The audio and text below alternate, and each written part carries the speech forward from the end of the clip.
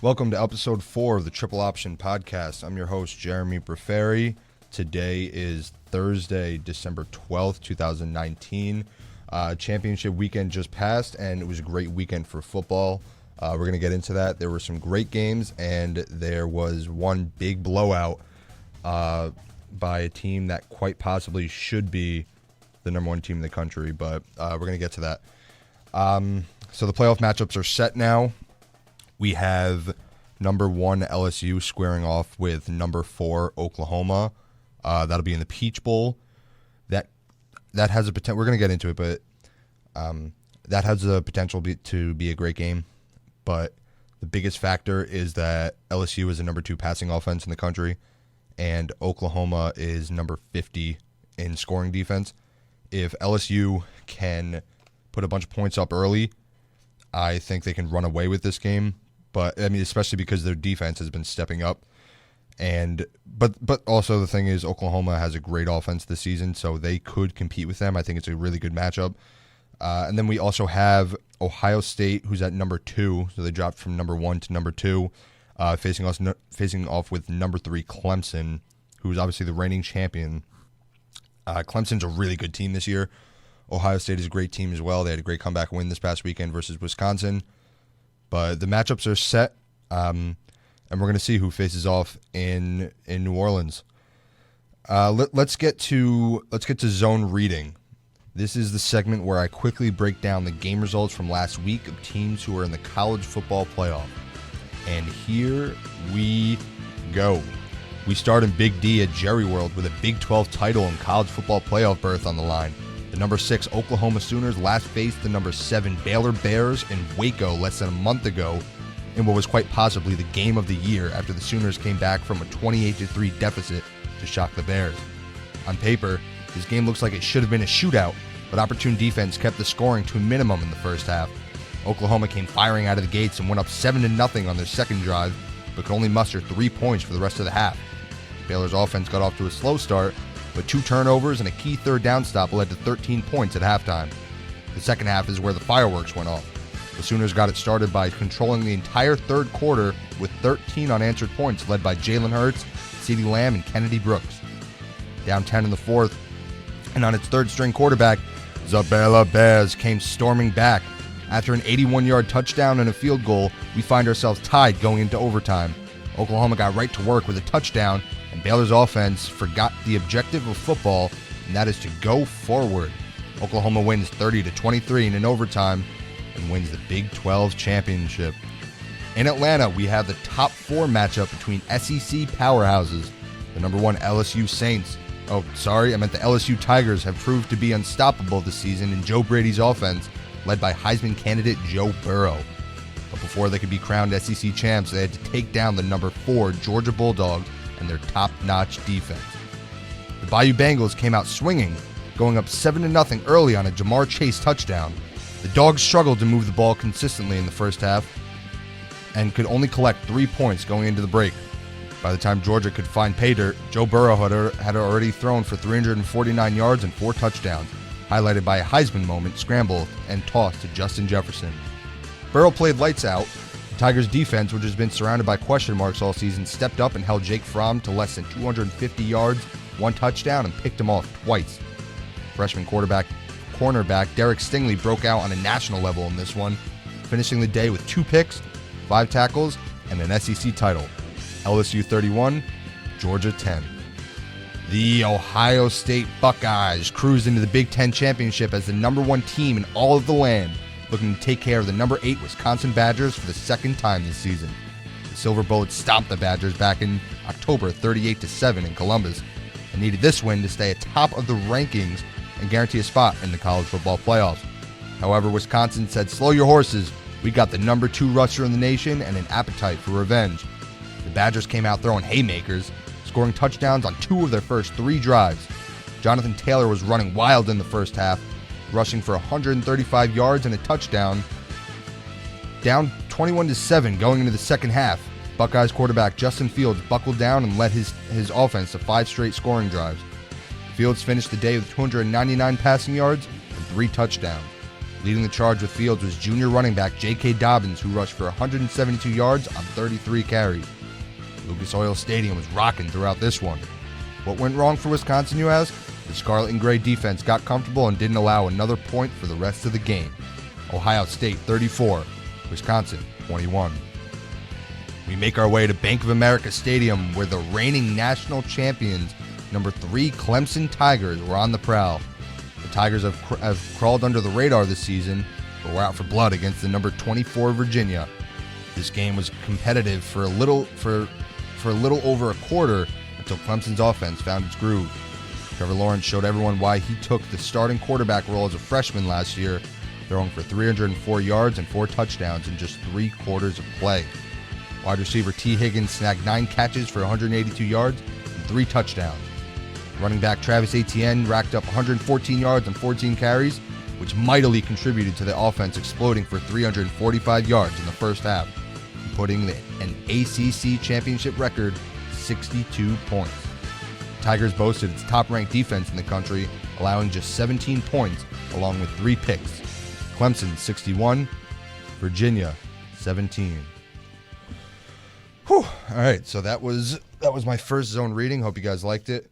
But it was a very good weekend for college football. I enjoyed it. I unfortunately couldn't watch on my nice TV on my couch. I had to watch from a hotel room in Jersey because I had my powerlifting competition. It was in Bordenton, New Jersey. I did well, if anyone cares.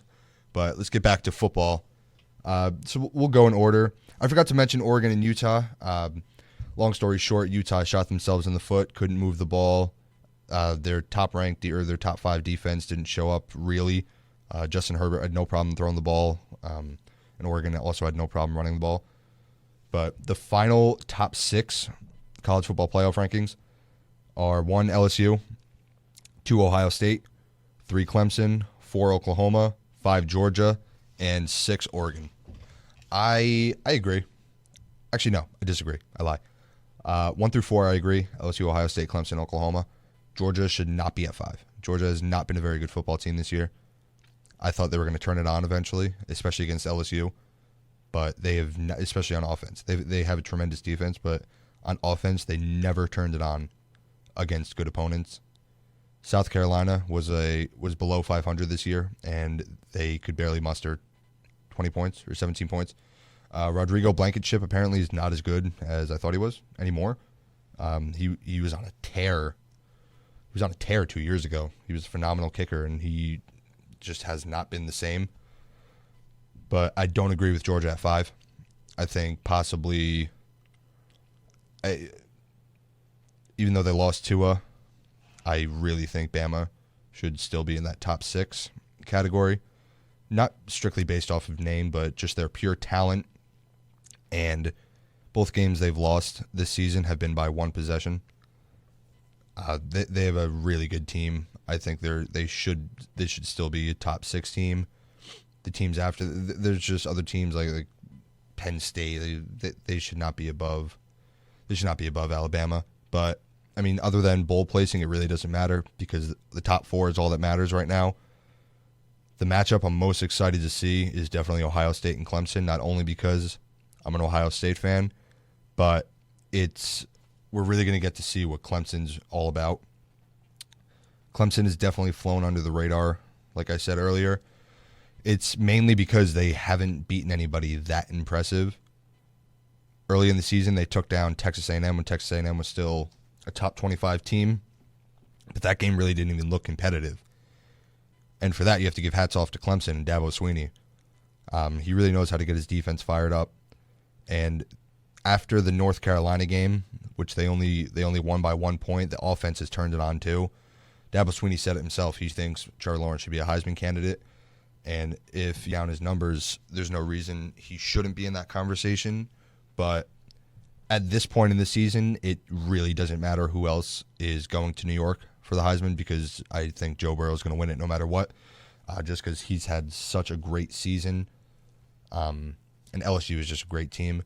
But with Ohio State and Clemson, Ohio State's defense, everyone talks about, Ohio State, their defense is so good. They have so many great players. their defense got smacked in the mouth by Wisconsin. Wisconsin does not have a great offense, and Wisconsin got the ball to Jonathan Taylor on the ground, which that's really important for Wisconsin to establish their running game especially against a really good defense. When they establish their running game really early, really early in the game, and Clemson can run the ball, and that's a worry if you're Ohio State, because Wisconsin had no problem running the ball early, and Clemson can run the ball. They don't need Trevor Lawrence, throwing it up to T. Higgins or something like that. Travis Etienne is a great running back. I'd be a little worried about Ohio State, especially because their offense has not seen a defense as good as Clemson so far. Wisconsin has a good defense, but I think Clemson, they just have different athletes, different schemes. They're more aggressive. I don't know if Justin Fields if he barely had time to throw the ball versus Wisconsin in the first half. I don't know if he's going to have time to throw the ball versus Clemson. I think Ohio State might have to throw a few wrinkles in there just to keep them honest. But that game I think it's either going to be low scoring or really high scoring, nothing in between. I don't think this is a 28-24 game. I think this game's either in the high 30s, low 40s, or maybe like a 21-17 game, something like that. But the key to this game is going to be the Ohio State defensive line versus Clemson's offensive line. That's going to set the tone right there. Chase Young is going to have to make some big plays. It's tough when he's getting double and triple teamed, but it's opening lanes for other guys on the line, guys like Robert Landers, even Malik Harrison coming from the linebacker spot, flying through the middle. But that right there is going to be because I think Ohio State will be able to run the ball versus Clemson, but passing the ball is going to be tough. But it's going to be a great game. LSU and Oklahoma, I think that's a good matchup, but it also might turn out like Alabama and Oklahoma last year, where everyone, including myself, thought it was such a great matchup because Bama has a great defense, Oklahoma had a great offense, but Bama's offense wasn't as good and Oklahoma's defense wasn't as good, so it was evenly matched. And for the most part, Bama just kicked butt. I mean, Oklahoma made a little comeback. They surged back for a bit, but at the end of the day, you kind of remember that game more like a blowout. I think that's the way this game could be leaning. But, I mean, Oklahoma showed their defense can play well. They had some really big stops and turnovers against Baylor last week, but that's also Baylor's offense and not LSU's offense. LSU has the Heisman candidate and most likely Heisman winner on their teams. Baylor doesn't have receivers such as Terrence Marshall, Jamar Chase, Justin Jefferson. They don't have a running back like Clyde Edwards-Helaire. They don't have guys on the defensive side of the ball like Derek Stingley and Grant Delpit. So we're going to see how they match up. I think because LSU has played better teams than Oklahoma so far, even though the other teams aren't in the playoff. They're still better teams, I believe. Oklahoma's not played a team as good as LSU so far. So we're going to see how that shakes out, especially because LSU's defense has stepped up the last 2 weeks. They only allowed 7 points to Texas A&M and 17 points to Georgia this past weekend. And neither are high-powered offenses, but at the end of the day, they have SEC athletes on them that can move around. They can create space. It's just a different speed, especially in the SEC. But I really like both of these matchups for the most part. And this is LSU's first playoff berth, so I think they're going to bring a different energy to them. With Oklahoma, it's their fourth playoff berth, and they have nothing to show for it. They haven't even been in the national championship yet. So I don't know if Oklahoma can make it past LSU. I like Lincoln Riley. I think he's a great coach. I love how he can spread the ball on offense, give the ball to all of his players. But it's Ohio State's third playoff bid, and they won the very first national championship. But last time they were in the playoffs, they got blown out 31-0 by Clemson, which they're either going to want revenge or, I mean, I don't know how many guys, I'm trying to think, how many years ago? I don't know if there's any or maybe a few guys that were on that team that lost 31-0 to Clemson. So I don't know if it'll be a revenge tour because it's not even the same head coach. Ryan Day wasn't head coach then. Obviously, it was Urban Meyer. But it's Clemson's fourth playoff bid too. And they've won a national title. They've won 2 national titles, both versus Bama. But, I mean, they've also lost one. But they've been there. Dabo Swinney has been there before. I think this game, Ohio State and Clemson, could be a really good game. I'm excited. I want to see J.K. Dobbins rush for. He needs to get at least 25 to 30 carries for Ohio State to be successful against Clemson's defense. Justin Fields, his biggest problem to me when I watch him is he takes too long to get rid of the ball sometimes, and you saw that against Wisconsin. He'll roll out, and he'll have guys open for a split second, but he just won't find that window sometimes, and he'll look to tuck it and run. And the biggest problem is that he keeps getting hit every week, and I have a feeling that big hit is going to come soon. Against Penn State, it almost happened in the fourth quarter. Against Michigan, it almost happened. Thankfully, he came back and he finished out that game, through that strike to Garrett Wilson on his first play back. But even with that knee brace, he doesn't look the same running. If he gets one good hit to that knee, or anywhere on his body for that matter, Justin Fields can come out of this game. And without Justin Fields, that Ohio State offense is not the same. So the offensive line has to protect Justin Fields, rather. Chase Young needs to play the lights out. Guys like Pete Werner need to step up because they're going to have to play multiple roles. He's going to have to play the run at the line of scrimmage, but also keep his zone against freak athletes too. And even if they ask him to play man up on a tight end, something like that, guys like him, he's going to be asked to do a lot. Tough Borland too, controlling that middle. He's going to have a big role. So I think obviously it's a really important game, but I think there's more pressure on Ohio State than there is Clemson because, like I said earlier, Clemson's been flying under the radar this season.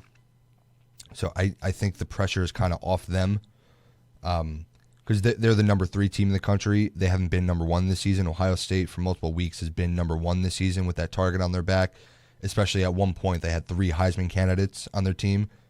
Going to New York for the Heisman is just Justin Fields and Chase Young, but at one point J.K. Dobbins was in that talk too. But with Clemson, they have the household names, mainly Travis Etienne, Trevor Lawrence, T. Higgins.